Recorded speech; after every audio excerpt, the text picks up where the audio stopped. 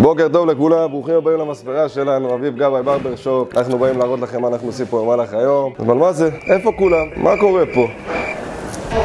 זה מה שאני אוהב לראות. בואו תכירו את הצוות שלי, מכונות קרב אחד אחד. פה את אלירן, מה אתה עושה לו היום? אנחנו עושים פה מולט מטורף אחי, לחבר שלי יונתן. רגע, תוריד.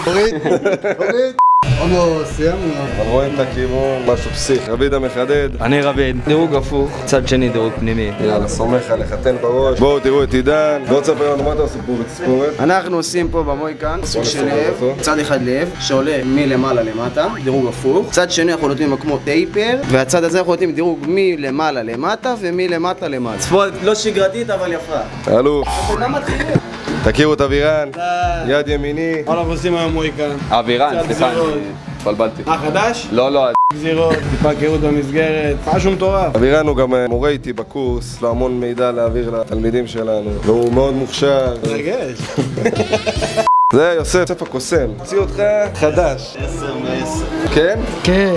יוסף, בוא תספר לנו מה אתה עושה לו פה. אנחנו עושים פה טייפר, קצת מספריים, קצת דירוגים, לשמור לו בעצם את הנפחים, שלא יראה לו קצר מדי. נגיד גם עוד משהו שלא יודעים, שלא יראו את זה אחר כך. אני בעצם יד ימינו של אביב. זה הכיסא של אביב, אני מימינו, או משמאלו. יד ימין תרתי משמע. זה אביב גבאי, the one and only.